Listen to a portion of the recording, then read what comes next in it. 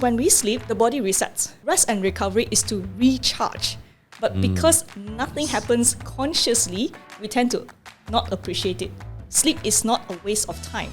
In fact, it is very, very important because it allows you to do a lot more. Welcome to the Move Well, Live More podcast, where we discuss topics from exercise and nutrition to health and lifestyle tips for your overall quality of life.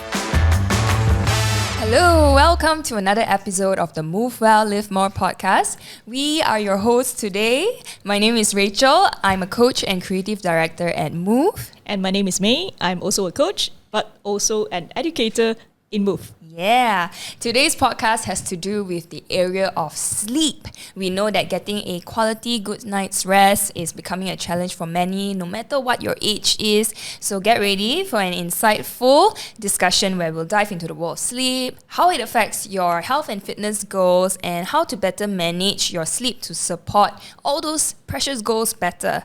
All right, before we begin, if you'd like to hear more content about movement, health, and lifestyle from us, please like, subscribe, and hit the notification bell so you'll never miss an episode. So today we have someone very special.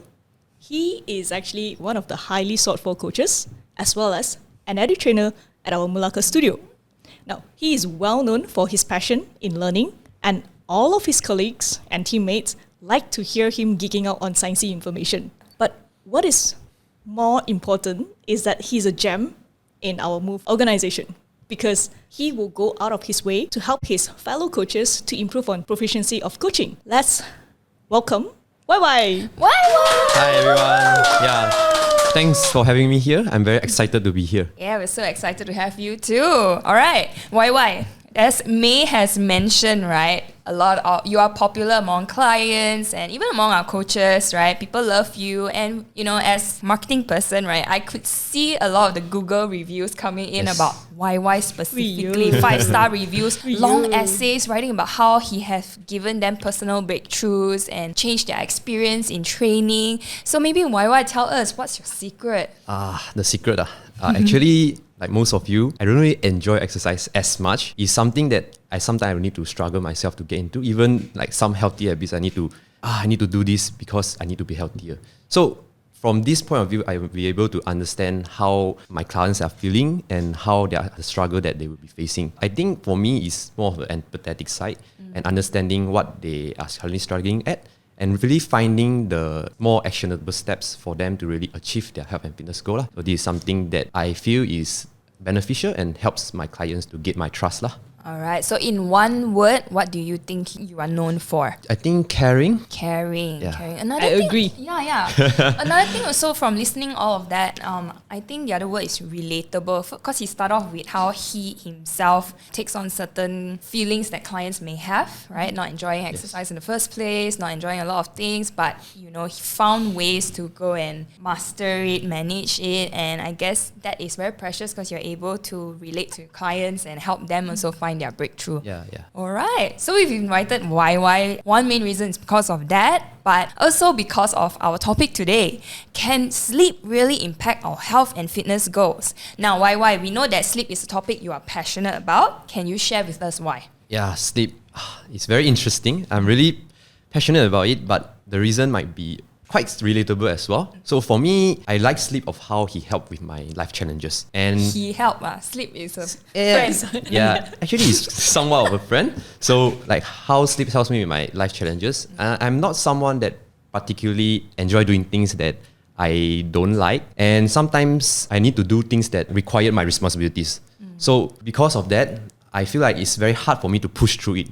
And when I start to optimize my sleep and really taking care of my sleep, it makes me do those things easier. And also it feels less challenging and demanding for me. It couldn't be a coincidence. So I understand the science behind sleep and really how it helps me. And now I'm really passionate to be able to share the things that I learned and also the tricks and tips that I share with my clients. Wow, exciting. All the tips and tricks will come out later. Yep. All right. We'll just dive into our topic today. Before we talk about why sleep is important and tips and tricks, maybe we can establish first that we are all fitness coaches here, and we are not a sleep specialist. So there's a caveat there. We're not going to dive too deep into areas where it's out of our scope of practice. But as fitness coaches, we do touch a little bit on this topic to optimize clients' health and fitness goals. So maybe we can explain a bit further why. Why do we care about sleep for clients, and when do we actually intervene? I think I will jump in first lah. Because sleep is very, very unappreciated. Reason because it's the bulk of time that in our life or in our day that we do nothing. It feels like we don't do much. We go to bed and somehow miraculously we wake up feeling better. So because we are unconscious about what actually happened during sleep. So we don't feel like sleep is important. Actually, come to think of it, in this modern day, everyone wants to chase success and productivity, right? yes. Sleep might make them feel like I'm not being productive Yes, enough. and my like time is wasted of doing nothing. But the fact is, there are a lot of things going on in the brain that helps you to function well through the day. And to be fair, sleep is as important as eating, drinking water, as well as breathing. Why is it so? It's because when we sleep, the body resets. Whether it's the physical body or the brain itself, it's a period of resetting. Just like how our phone, when you use up the battery, you have to charge it, right? So rest and recovery is to recharge. But because nothing happens consciously, we tend to not appreciate it, which I feel I need to start off our podcast with that, to change the mindset that sleep is not a waste of time. In fact, it is very, very important because it allows you to do a lot more. True. Another thing is sleep is not just for auntie or uncle. Someone just mentioned to me before this podcast that those who sleep early, very auntie or very uncle. No, young people, we need sleep more. Okay. So this brings up one thing to me. I realize like every one of us must have gone through this phase whereby we feel like we are so energetic, full of energy, right? We can go out late, go mama, don't sleep until 1 or 2 or even 3 a.m. and we feel invisible, right? It's like, oh, no problem. But there is always this point of time or at this particular age where you get past that tipping point of, oh, shit, you mean just slept 3 hours yesterday? Well, why does it feel like I haven't slept at all? So when was this tipping point for both of you? For me, it's hitting 30. 30. 30. Yes. May in a different era from both of us. And she want to disclose it or not? Although she might look like the youngest here. Yes. Exercise. The Daikache. Why? When was the tipping point for you when you realized sleep is so important? I guess around 20-ish. And I can relate to that. Like when I start to tell my friend, today I feel very tired, I want to sleep early. Friend, are you old? Like, only old people sleep early. So yeah, when you are 20-ish or like 30-ish, like sometimes you really see like, why do I feel lethargic all the time? Didn't do anything. I just woke up, then I want to sleep again already. So this is when I think it's the time where we really realize how sleep affect our energy level throughout the day lah. Anyway, as you grow into a young adult state, you have more things to do, more demand for mental, capacity to be eaten up as well, and physical, and so I guess that's when you realize, wow, your brain really needs that extra sleep and that quality sleep. Hey Rachel, don't over the question. When did you feel? What age? Hey. Mine also is, I would say, my college years lah, because like I did production, broadcasting, and I used to be able to push just shoot, then late night edits, and then go yamcha with friends, then go hang out, and you thought that you are invincible, no need sleep one. But then at first it could tahan for a while, but then towards the end of everything, then you realize, wow, it accumulated. There's a lot of sleep debt, and then the body start to feel it. Yeah, that's when I realized like, why suddenly by 11-ish, 10:30-ish sometimes also, I start to feel my body signaling that you are sleepy and you cannot even stay awake through a yamcha conversation. So yeah. They say this is you are becoming older lah. She's not becoming older lah. It's your body already taking on tahan for you so long. It's already accumulated the effects. So yeah. I think before we delve into the science of why sleep is important, right? We were sharing what are the symptoms that we felt. But I also realized that a lot of people may not be aware the body is actually trying to tell you that I need more sleep. Why are you not listening to me? Those are the awareness that is lacking that cause people to think, sleep deprivation, it's nothing much lah. So, Wai, do you mind telling us, like, what have your clients been telling you or sharing about their struggle when it comes to sleep-related issues? So when it comes to my clients, what they will share with me regarding how they are struggling with their sleep, right? I will categorize into two things. So the first one, it will be inability to fall asleep. And the other one is they can really give themselves enough time for sleep. So what I mean by that is the first one, the inability to fall asleep, is they are struggling with some sort of sleeping disorder, which we are not diving in today. But the other part would be more towards the habits part, which is their sleep hygiene. They don't really take care of their sleep hygiene enough to create a conducive environment for them to fall asleep. For those who not sure what sleep hygiene means, it's the things you do prior towards your sleep. Yes, and, yes. To optimize going into sleep and rest. Yes. And yeah, following these two, this one is what is causing them the inability to fall asleep. And the other one is just because of life circumstances. People that have work, they have family and other obligations. Every one of us, we only have 24 hours, right? If any of your listeners have more than 24, tell us the Give secret. me some. Give us some. Okay, so everybody have 24 hours. In order to have enough sleep, you need 7 to 9. But usually, as we know, our work and our life requires a lot from us. And what is usually being sacrificed is our sleep. We can't really blame anyone, but we can really find ways to fine-tune the amount of sleep that we get and really increase the quality of those sleep that we did get. Interesting, because just now you mentioned the optimal sleeping duration is 7 to 9 hours, right? Yes. But very honest, you guys getting 7 to 9 hours of sleep? Yesterday, no. For myself, I can say majority of the times I hit 7. Yeah. Okay. 9 is a bit much, but 8 is difficult.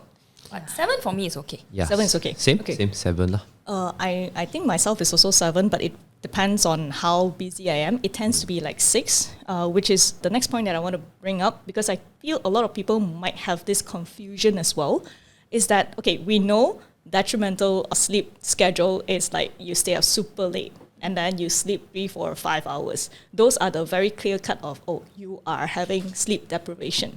But what about people who are sleeping kind of like 6 hours, 7 hours? Because if, let's say, you say standard is 7 to 9, by that definition, we are still not getting enough sleep. So is there any symptoms that we can look for that tells us that even though we are at the borderline, we need to start paying attention to what our body is trying to tell us? Like, actually 6 hours is not enough. Because my personal experience, 6 hours, 7 hours, it's not that huge of a difference. I still wake up feeling like, oh, if I need to do something, I will be able to do it. And I don't feel like I necessarily need to sleep earlier the next day. I'm okay to maintain that 6 hours. And even like weekend, I may be sleeping 7, 8 hours. I wake up feeling like it's the same like how I wake up weekdays. So how can we tell the difference, or what to look for? So there are a few key things that you mentioned that would really tie up to the question that you asked me, which is how can we spot the symptoms? So when we talk about symptoms of sleep deprivation, right? The first thing you need to understand is when you say about get things done. Usually when we are more alert, which means we have a lot of things going on, to-do list, like a whole list to do, we tend to be a bit more alert. And we don't really feel that a lack of sleep is catching up to us. So this is why the symptoms is being masked by all the tasks that we need to be attend to. However, you try to think of times where we are more relaxed, like during the weekends or vacation, or like previously we go to the retreat. So all these scenario that you are more relaxed. In these two scenarios, I'm going to ask a few questions and you see whether you check the boxes for all these questions. It might indicate that you have been struggling with sleep deprivation, but you don't know it. Okay. Right? So the first question, it would be related to time. You try to think back towards, first is work, and the other one is a more relaxed scenario. Would you feel sleepy or drowsy between 10 to 11 a.m.? I'm still okay because that usually is my coaching hour. So Not coaching hour, like relaxing time, your weekends. Weekend. Yeah. Also okay. Also okay. All right. Also okay. Rachel? Don't think I pay attention enough, but most of the time I think okay. Okay, so then the next question would be, do you need caffeine before noon to keep you awake or function optimally? Yes, but I think mine is out of, very bad to Habit. say, addiction and habit. Yeah. Likewise as well. It's like I know that there are days I wake up feeling very alert and there is no need for coffee, but it just doesn't feel right. Don't start your day with coffee. Right? I mean, if you've been taking coffee for years already, you crave the smell, the taste, that habit of reaching for it at a certain time of the day lah. Yes, yes. So perhaps for you guys, when it's on working days, you won't really feel the needs for coffee. How about days that when you are relaxed? Like personally for me, when we go on to retreat, right, there's nothing I need to attend to. I don't know, I just need the coffee because I feel like I can't really focus on having fun.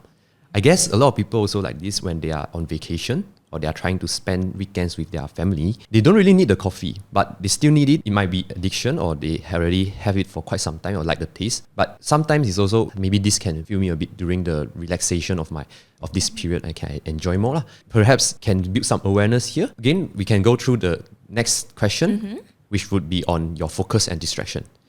Okay, so when I'm sleep deprived, I definitely feel it. Okay, so I ask you guys. So the first thing is, when you are reading certain things, would you read and reread the same sentence again and again?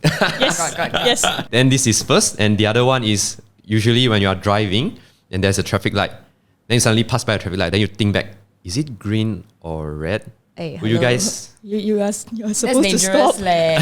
seeing red light lah, ayo. Okay, but maybe not green or red. Like maybe we've conditioned our mind to be more alert during. I mean, when your hands is on the wheel. But I mean, I had weird moments where I leave the house, I'm holding a bag of rubbish, and I'm holding my valuables, and then end up throw my valuables. Dong sampah. Then you're like, why on earth did I do that? Yes. Yes. Bit blur moment. Yes. Yeah. I guess in relation to the traffic or driving scenario, there are moments whereby my brain just go autopilot. Suddenly, I would drive to the route whereby I go to work instead of driving to where I need to be. So it's like, hey, wait, oh shit, I need a long detour. Yes. So those are the moments that also tend to happen. Yeah. So basically, the list that I'm referring to is actually based on two things lah. The first one is whether you feel lethargic in the morning. Then the other one is, would you get easily distracted? So these two things might be some symptoms. If let's say you check all the boxes, then the third one is you can really try to experiment it yourself to really see whether you have these symptoms. The experiment is quite fun lah. I tried before and I think I don't have sleep deprivation. Okay, so you use it in a weekend lah. Okay, so during the weekend, you try to turn off your alarm clock and you sleep on your natural time and try to wake up the same time when you usually wake up. So if you are able to pass that test, congratulations, it means your sleep quality is quite on point lah. However, if you sleep at 10, then you wake up at 10, so this means there can be some improvement in terms of sleep quality lah, because it might be that you have a sleep debt that you need to pay off during your weekends. Yep. I see. So all these questions we're hearing from you, are these typical questions you might assess with your clients? Usually it's when they tell me their scenario, they will share with me stories. Right. Usually people won't immediately tell me their sleep, like they're facing struggles Right. sleeping, but they will tell me situation about their life. I feel like I'm able to focus. I feel like today training is a bit hard and all this stuff lah. Then I would ask, so how was your sleep recently? Right. Yes. Actually, I think we can all relate to that. As I mentioned at the very beginning, as fitness coaches, it's not usually the first thing that we talk about, sleep.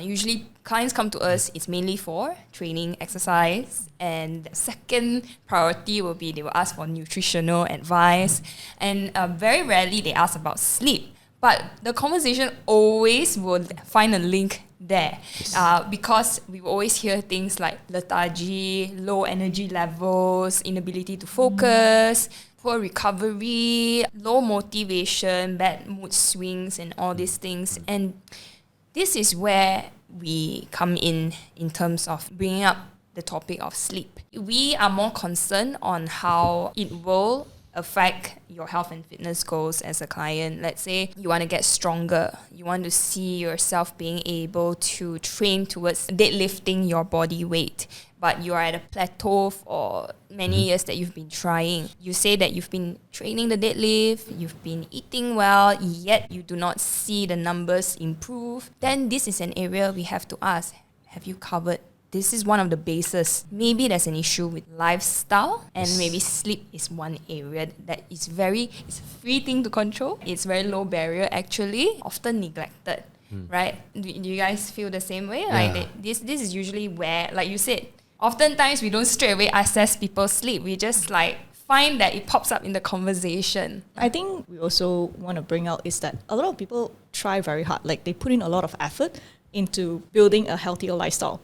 So they engage us for training. They really work towards their nutrition. There are some form of awareness knowing that there are certain things, certain factors in their lifestyle that they need to address. But sleep is often the one that is not mentioned. It's like they have done everything right, but result is still not there. Like you said, it was underappreciated Yes. to the point that I didn't even think I need to do anything about it. It's not even in the possible root causes of why I'm not breaking through my goals right now. Yeah. Yeah. Oh, another big thing, other than lethargy or lack of focus, falling sick often. Another key thing when it comes to personal training or just training in general, if you are someone with health and fitness goal and particularly on a certain timeline, one important thing you want is your ability to be consistent in showing up for not only your nutrition but also your training, right, your program.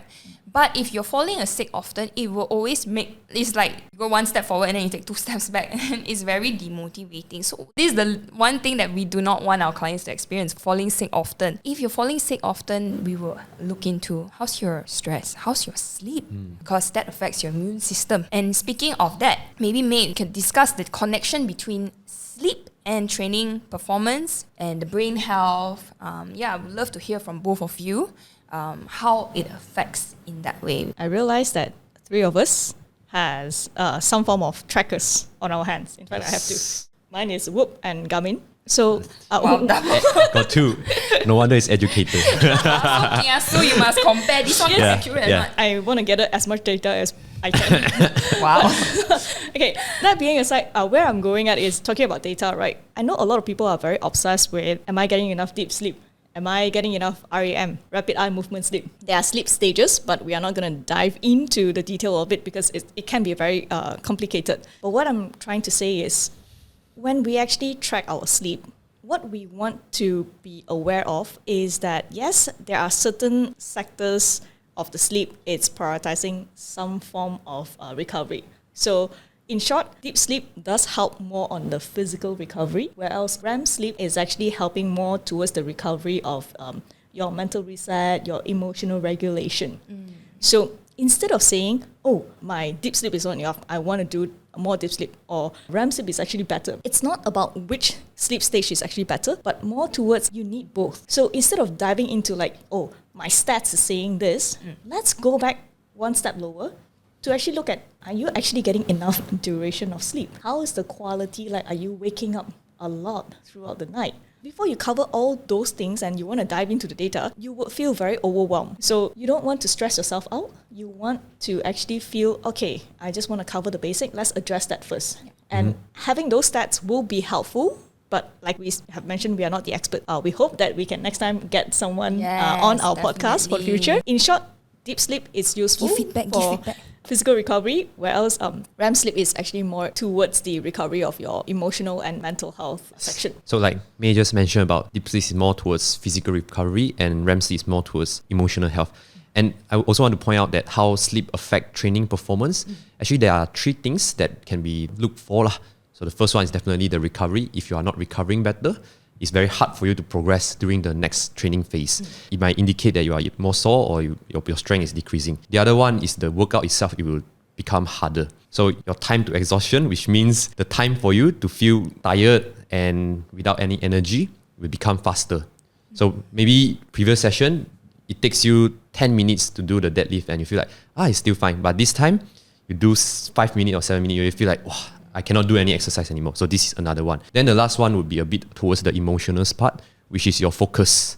Your focus would be lacking. Before we continue on with some signs, I want to share with a bit of an experience, which is last time we have a workshop by our educators, which I'm one of the experiments It was subject. the lab rat. Yeah, I'm the lab rat. So the experiment is we are deprived of sleep for 4 hours. Then the next day, there's a lot of tasks for us to attend to. One particular task is we are going to do the infamous Bulgarian split squat. One thing, then we're going to be doing spot the differences with a paper. And there will be 2 coaches coaching me. One coaches is the encouraging one. Come on, YY, let's go. Then the other one is the strict coach. Do harder, come on, you still can do more. Okay, so during the experiment, I was experiencing these 4 things at once. You know what I'm feeling? I feel like I want to just drop the dumbbell and scold everyone. Yeah. For some context, YY is usually very happy, very patient. Never see him lose his temper before. So the fact that he want to suddenly explode and scold someone, that is new. Yes. So what sleep impacts, which is you feel harder, the exercise session feel harder. Then your emotional health is also impaired. You won't feel as happy or as cheerful. You feel like, why are all these people keep on giving me cue, giving you coaching instruction? Then the last one is you can't really focus on your technique as well. So all these things will tie up to infecting your training performance and your training goal lah. Okay, I would like to jump in here. Yeah, yours truly right here design, and as well as another educator designed this whole experiment to make a point that sleep deprivation is real. It does affect performance, but like how YY is being very relevant to the client is because he shares sentiments and experience when he wasn't sleeping well. But that's only YY. A lot of other coaches may not get that. So we want to let everyone experience how sleep deprivation can actually affect performance before they actually start telling their clients, oh, you need to sleep more. It's not so easy. Like we understand there are circumstances that lead to poorer performance. But there's also pointing out, okay, sleep really is something that we need to address. That's so true. What do you learn as a coach? Being on the side of the client who's lack of sleep. Yeah, definitely after the experiment being done, right, the next day, the first thing I ask my client, how is your sleep? 7 hours, let's go. More considerate. Right? In 5 hours, are you okay? Do you need more warm up? Yeah, is the session too hard? Today we try RP 7, 6, okay. Yeah, more question being asked lah. And I feel it's very important as well. Like usually when people come, we won't really be asking too much on their sleep or stress, but instead we straight away jump into let's do warm up, let's start our session. But sometimes the person might be carrying a very heavy load of sleep debt. Yeah. And when they are here, they can't really focus. Then do this, do that. You ask on the nutrition, you ask on the training. Hey, you need to move here a bit more, you need to adjust this a bit more. It can actually add a bit extra stress for the clients lah. Good call, May, to run this experiment. It really is good for coaches to have an awareness of being considerate about this area. While in our coaching, we adjust, but at the same time, we will find creative ways to slowly help the client to learn how to find ways to, whichever area that's within their control, optimize their sleep as they, go. I think another thing we missed out in terms of how sleep can affect training performance is also, there's studies that shown that those who are sleep deprived, they are more prone towards injury. You guys realize that? Yes. That's also another area, let's say, especially if you have athletic or strength goals. Yeah, you want to not only recover enough, but you also want to have better focus during your session, but you also want to prevent injury. Yeah, I think it has to do with like focus because injury happens when you don't do your form correctly. Injury happens when your body doesn't recover well enough from the previous exertion. So it's always pushing the body towards that threshold. It's a very fine line between you are able to take advantage of the training session or the training session actually breaks you. That's true. Anything you want to add to that? Yeah, I guess the one thing that is very interesting about sleep and injuries, like they have tried to conduct studies in terms of athletes, and they try to compare athletes that sleep 8 hours and athletes that sleep less than 6 hours. And the difference can be as much as 60% increase of injury risk. So these are something that we should be mindful of, and somebody might really be unable to get enough sleep. So this is where coaches or even clients that are trying to work out themselves should really be mindful of when they are not getting enough sleep. They can try to do a bit more warm-up, or they can reduce their training intensity. Correct. All right. So now that we know that how sleep really can impact your training performance, we also want to discuss the relationship between sleep and weight management. So we know that inadequate sleep can really affect your hunger hormones and your food cravings. So maybe YY, you could start us off with. Yeah, so sleep is actually very interesting when it's come to our weight management, hunger hormone, and cravings. It affects sleep, I guess, with 3 different mechanisms. The first one is our hormone. Second one is our reward system. The third one, I guess, is around... More towards the stress. Oh yeah, towards the stress. Maybe I can cover the first 2, then May you help me with the third one. So the first one is the hormone side, which is when you feel hungry, when you get less sleep, your body is deprived of energy, and you need to seek more energy to compensate with the energy that you are not getting. Make sense? This happens by changes in our hormonal balance with regards to leptin and ghrelin. So these are your what hormones for the listeners? They are the hunger hormone. Yes. And for leptin is more towards satiety, and gradually it's more towards hungry. Imagine that when you are not sleeping well, your body is telling you, I'm not full enough, I want to eat more. So these two signals simultaneously, not independently. And the other part is the reward system itself. When you are sleep deprived, your reward system haywired, you would tend to find food that more pleasure and something that you really enjoy, such as our ice cream, pizza, all those stuff. Yep. Yeah. So these are two ways that sleep can impact our goals regarding to our nutrition and our health. Okay, so adding on to the third point, which is the stress, I think a lot of people are aware of the so-called stress hormone, cortisol. So lack of sleep is stressful for the body. So when the body receives stress signal, it does increase cortisol. Yep. But the downside of increasing cortisol is that cortisol is actually a fat storing hormone. It does give out that signal. So despite whatever amount of training that you have, if let's say the body is receiving signal from cortisol, it will still try to store fat when your intention to lose weight is also to lose fat. So there is a bit of a contradiction there. The other thing is also growth hormone is also involved in this. Sleep deprivation will actually cause a reduction in growth hormone. So safe to say that all the circuit that is being related to sleep deprivation, all is going towards the direction of forget about weight. Body composition. Yes, correct. Yeah. Instead of losing weight, you will most likely end up gaining weight. Actually, May and YY went on the more sciencey side of helping you understand how it relates to weight management. But I can share a client story, right, that actually really can give you an idea. I remember during the MCO, I had a friend, she's not really a client, so it's a friend that came to me and said that, Rachel, I need help. She had 3 goals. She wanted to lose 2 kgs. She wanted to also feel better energy levels during the day. And she also said another area she really cared about was to have more motivation to manage her nutrition better. But she said these are like 3 areas she cannot seem to break through. For nutrition, she really just have no motivation. Every time she kickstarts something, then it just lasts for a day and then it kaput next day. It's really hard. And energy level is always like off. In terms of energy level, she said she also want to wake up earlier. In her mind, that is ideal. So I was like, okay, hearing everything, we need to prioritize one thing first. What is the root cause of all this? And I saw a link.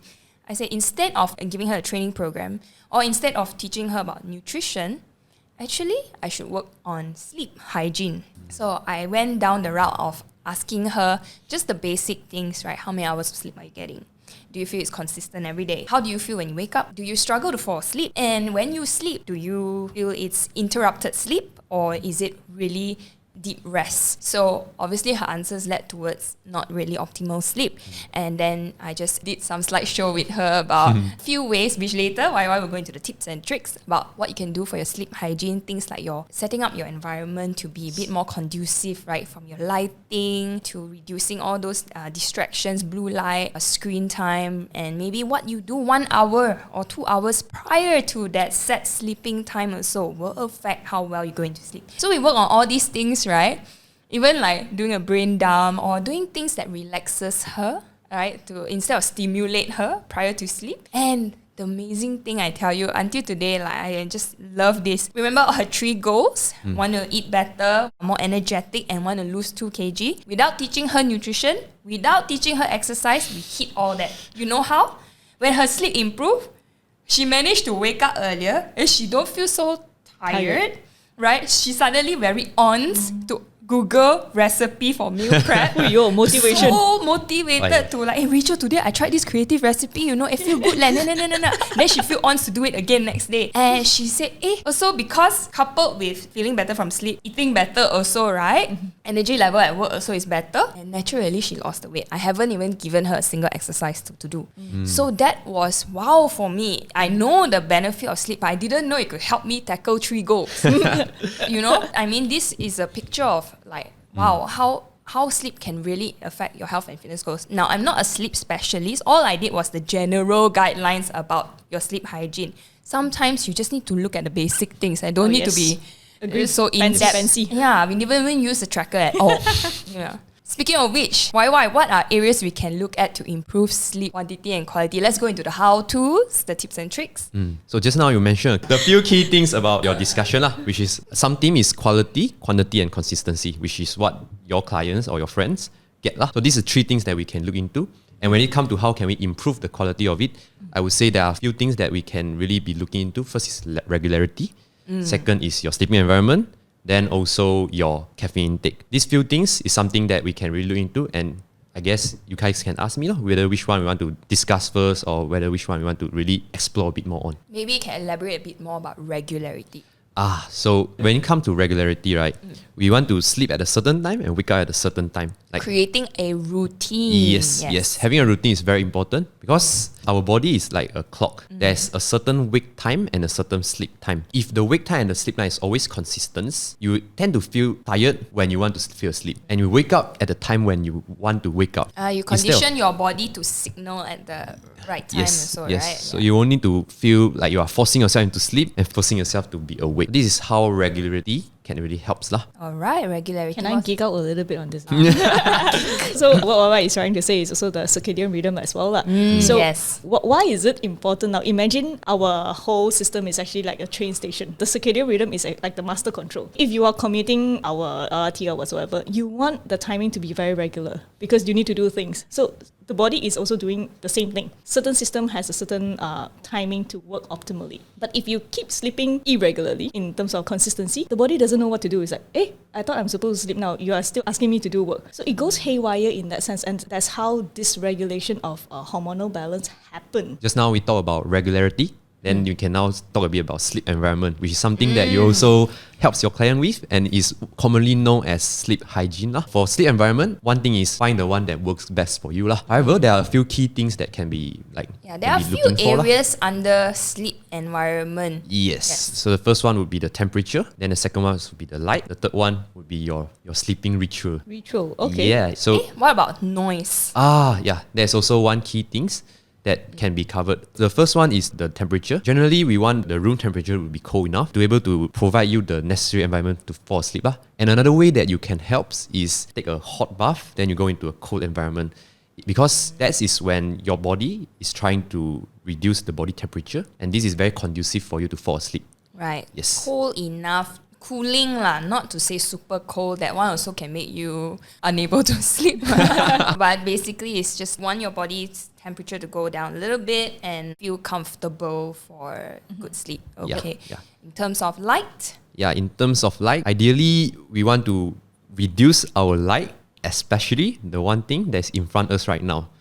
Our computer, our phone, our iPad, all this stuff, they actually emit something we call blue light. Yep. And blue light actually can make you a bit more alert. So this is why like people usually say, I need to swap my phone before I sleep, actually trying to make them feel harder to fall asleep. And this is something that I'm also guilty with. So if possible, try to avoid it. Maybe 30 minutes before sleep or 10 minutes before sleep, try to avoid your phone. So I'll look at it in two ways. What I did with my client was, so the phone thing is the habit, the activities you do before sleep. But the environment thing, right, I encouraged her and we had a fun discussion about how can we revamp her room a little bit. Towards nighttime when she's coming close to her sleep time, okay, no white lights anymore, right? No laptops in the room, no TVs in the room. Turn off the white light and she will just use her little table lamp, which is warm light and as dim as possible. And I encouraged her, let's say, what are things you like? You like candle or you like diffuser with like lavender that makes you feel more calm, right? Feel more relaxed in the zone for like rest. And then let's say you feel like I'm still not ready to sleep, replace the common activities, which is phone screen timing. I cannot say don't use your phone.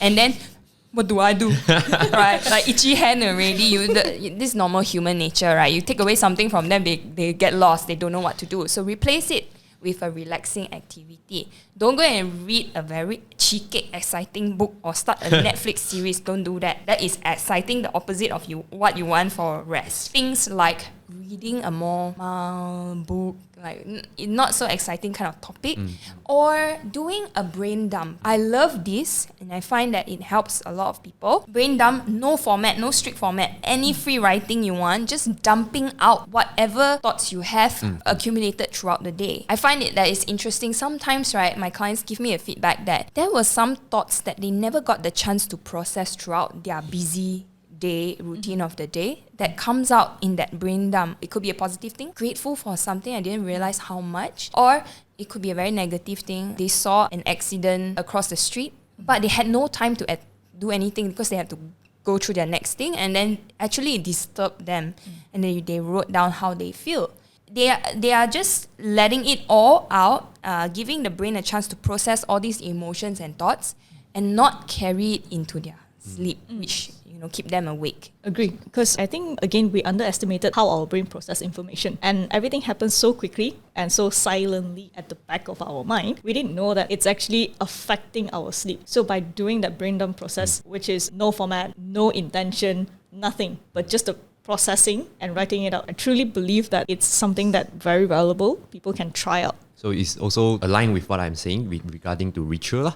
Because you are saying about before sleep, there's certain things that we need to attend to.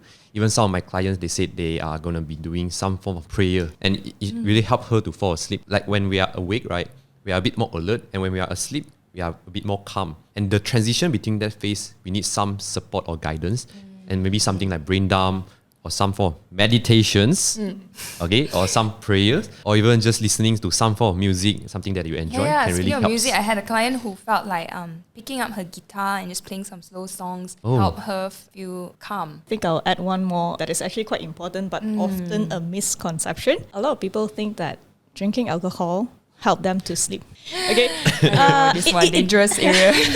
it feels like that, but I'm going to go down both the science and the practical part. I think a lot of people can feel the relevance of it as well. So scientifically, people have been doing research, looking into the brainwave and etc. If people drink alcohol, it sedates them. So it makes them lose consciousness, but whatever that is supposed to be happening during sleep, which is going through your sleep stages, data has shown that your sleep stages actually get disrupted. How does that translate to what we feel? How many of you actually encountered a situation whereby someone got drunk and they remember exactly what happened?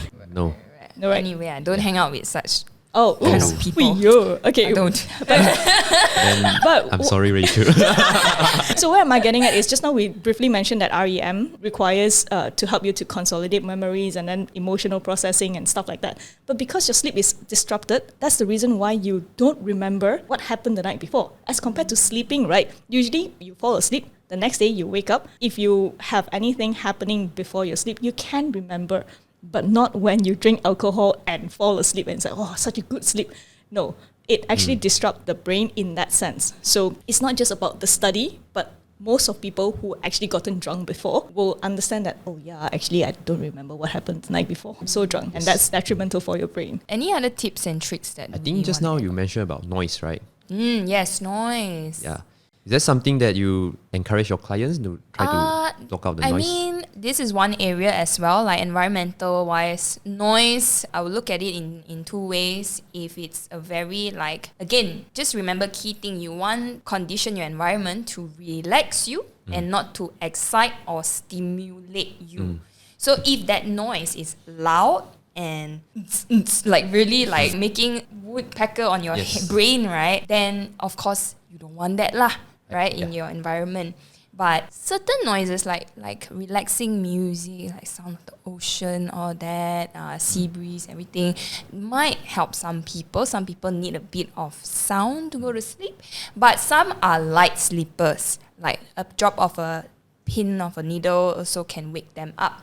So again, this one is very specific, but I mean common sense lah. You don't want any sound that is too loud and disruptive towards the process of being relaxed. Yeah, those are the tips and tricks, those the how-to. But if you want to make it simple for you to take away, it is just look into the things you do and the environment you're in as you prepare for sleep. I would say 1 to 2 hours before your sleep, optimize your environment and your activity to promote the state of rest. That's what you want, key thing. I guess we've come towards the end of this discussion. I would like to wrap it up that, from listening to the both of you, such valuable insights, I think I would like to empower everyone to discover a suitable sleeping strategy to be part of your health and fitness routine. Especially if you're a client listening in, you're someone that care about your training program or your progress or your quality of life even. Now you understand today how much it connects to every other thing that you're trying to do. And remember, we live in a very busy world, modern world. Let's not blame it. We don't have to be a victim of it. We have a lot of opportunities to do a lot of things other than sleep, but we can still have the power to prioritize. Let's say if health and fitness is something very important to you. Okay, so that is the takeaway for me. Anything else you want to add on? Yeah, I guess when it comes to sleep, one common thing that my clients would tell me is their fear of not getting sleep. So when they are trying to fall asleep but they cannot fall asleep, then suddenly they become very anxious. What if I cannot get enough sleep? So the topic for today is not trying to tell you that you must sleep like this. If not, then the next day is doomed. Yes, sleep is very important. It's very vital for our daily life. However, if you have been struggling to fall asleep, you don't really need to be fixated on all the tips and tricks that we mentioned. Find something that is suitable for you. Or maybe you can just chill out, talk with your friends, or just go for a walk before you fall asleep. It might even help you to fall asleep, right? So this is something that I would like to let people know, which is we are not trying to fixate anyone to follow the regime, but finding something that's suitable. Very true. Good that you brought that up. I guess you can break away from must sleep certain set number of hours, but just look at where you are right now and how you can slightly improve it within your control. With whatever you heard from today, start with small things, lower hanging fruits, and then slowly feel empowered to do more. I think resonating to that, actually my top one was we do recognize that life happens. We have a lot of busy moms that need to take care of children, need to sleep late, wake up early, or even, career. So we are not trying to downplay all the responsibility and the rest and stress. What we want to be very empowering is that there will always be something that we can try to improve on. Yes. So whether it's the sleep duration, the consistency, or the quality of sleep, let's just get started with something, some little things that you feel it's possible to change, and see how that actually impacts you. Because it's not like everyone definitely will have this particular strategy and it works. Yep. It's exploring under your circumstance, your context, what is the best option, and then just try. If it doesn't work, it's not doom days, because we have already mentioned 3 different approaches. If this doesn't work, there will be something else. There will be something else. Yeah. Got all the caveats out of the way. Alright. So that's the end of today's discussion. Thanks for listening, guys. We hope this empowers you to move well, sleep well, and live more. If you enjoyed this episode, please help us reach more listeners by sharing this on your socials. And if you've got a question or a topic you would like us to cover, slide a DM to our Instagram at Move Private Fitness, and we will see what we can do. Join us next time for more practical lessons and inspiration to help you improve your overall quality of life. In the meantime, keep moving well, feeling well, and living more. We'll see you guys soon. Bye.